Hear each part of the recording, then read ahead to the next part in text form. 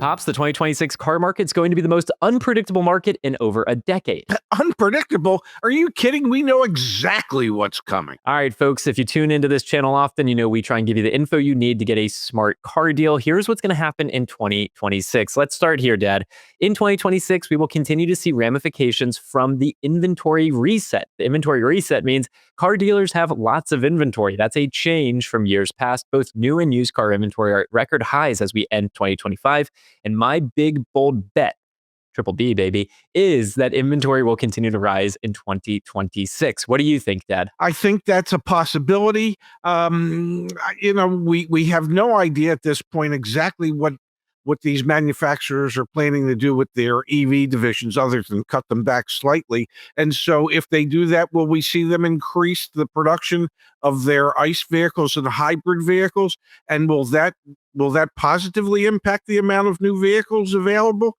I think it could. Dad, I don't think this has anything to do with EVs. In 2025, we have seen new vehicle inventory increase to almost 3 million vehicles in inventory right now, and not many of those are electric vehicles. And that's just on the new car side of things. This has nothing, in my opinion, to do with electric vehicles. This has everything to do with manufacturers who have jacked up the prices of their vehicles. They continue to produce them because a factory sitting idle costs them money. And unfortunately, that inventory is not turning over at the quickest rate.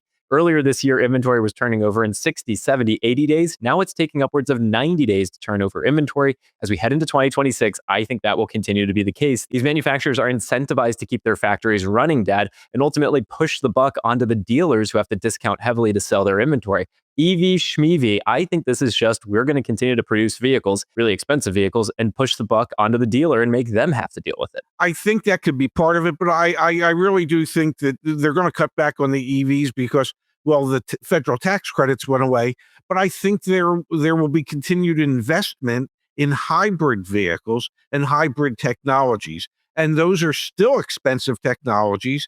And I think as those technologies continue to move forward and we see those production increases, yes, I agree with you. We will see probably more new car inventory than what the manufacturers would like.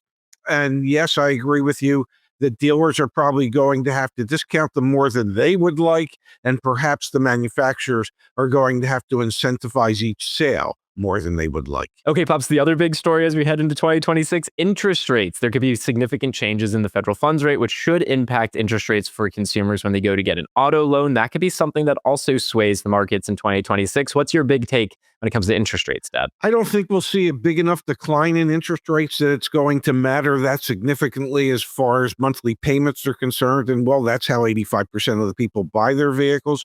I think it could help, but I don't think it's going to be a major driver. All right, so a lot of people are banking on interest rates actually driving a lot of demand in the auto industry in 2026, but you heard it here first from my dad, and I agree with him. I don't think interest rates are going to do that much to influence people to actually purchase. We've done the math, Dad. If interest rates go down 1%, that typically is going to impact a car payment, what, 20, 25 bucks a month? I mean, that's not enough to really move the needle. I think it was $15 a month. And so $15 a month, if the average new car payment's $750, guess what? If a person can't afford that, they probably can't afford the $735 if the payment were to go down $15 a month. So that's another interesting dynamic that we should talk about that we might see in 2026, the proliferation of longer loan terms. Dad, we've seen, I mean, when you started your career, what was a normal loan term for an auto? It was what, 36 months? 36 months was normal at that time. Okay, normal now is double that, 72 months. What's going to happen in 2026? Do you think we'll see banks approve 84, 96?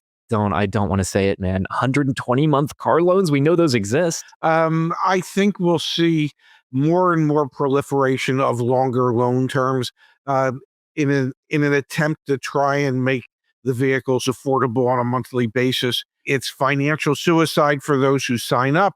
But if all you're concerned with is your monthly payment and nothing else, that's the way to do it, is to extend the loan terms. So that's the finance dynamic as we head into 2026. So we both think that we will see longer loan terms offered to consumers, and we also don't really think the interest rate drop will really materially impact demand that much. Now, Dad, another dynamic in 2026 are automaker strategies. You were talking about electric vehicles earlier in this video. Let's talk about affordability. These automakers have all increased their prices significantly, some worse than others. How do you think automakers respond? This video is coming off the heels of the federal government, President Trump saying, "Hey, we're going to, make it easier to make more affordable vehicles." Do you think that shows up at all now that the CAFE standards, the fuel economy standards have been dismantled? Do you think that shows up at all in 2026, or are we still looking at really expensive new cars for most consumers? I think whatever changes we're going to see because of the cafe standards being reduced, I don't think we see that for, I don't know, 12 to 18 months at the earliest. It's not as if the manufacturers can just hit a switch and change their production schedules up completely and change their vehicles up completely.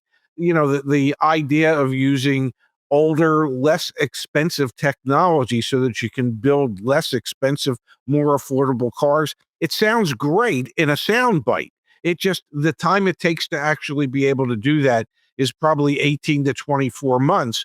And so we're not going to see any relief from that anytime soon. And I honestly, Dad, I think it takes more than 18 to 24 months. Product cycles for these vehicles are really, really long. It could be 3+ years before we even see the ramifications of those strategy changes. We all know that it was, I don't know, a decade earlier from today when manufacturers were talking about their electric vehicle push, and it took them a long time to produce those vehicles. So it'll be interesting to see when those strategy changes actually take hold and impact the vehicles that you see for sale at your local car dealership. Let's talk about the used car market just for a second, Dad. What do you think the used car market looks like in 2026? My hot take here, I think we continue to see used car prices normalize. So, continue to go down a little bit from their all-time record highs over the past few years in the early 2020s, but I think they continue to stay elevated as a result of all those new vehicles that were not produced back in the early 2020s as well. I think you're spot on. We will continue to see a used car shortage for the foreseeable future. And as long as there's somewhat of a used car shortage, then the prices are going to remain somewhat elevated.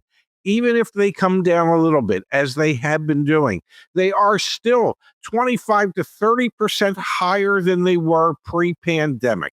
So even with a slight reduction in pricing and asking prices, these vehicles are still going to be overpriced for what they are for the vast majority of people out there. So I don't see any significant impact in pricing that's going to really move the needle for pre-owned cars. Now, Dad, as we get into 2026, I want to remind everyone that understanding your local market conditions will be as important as it was in 25, 24, 23, 22, and 21. You need to know what's going on in your local market area. Much of what we do here at CarEdge, and keep me honest here, Dad, has everything to do with supply and demand. And the better you understand those dynamics in your local market area, or if you're going to buy a car out of state, speaking of which, we have videos and guides on how to do that as well. You need to understand the dynamics in that particular market. So 2026 is another good year, I think, to be data-driven and empowered and informed when you go through the car shopping process. What do you think, Dad? Absolutely. And as we know, things are regionalized in automotive sales. So if you're in a region where there's low supply and high demand, well, perhaps you should be checking out dealers where there's a higher supply and a lower demand. So yes, the data that we can provide that would help you find those pockets where there might be slightly better deals is data that you need to take advantage of. And if you're interested in the tools you need to get that information, go to caredge.com. Year 6 of us working on building caredge.com. Dad, thanks for making this video, and let us know in the comments down below your predictions for 2026. We can't wait to read them.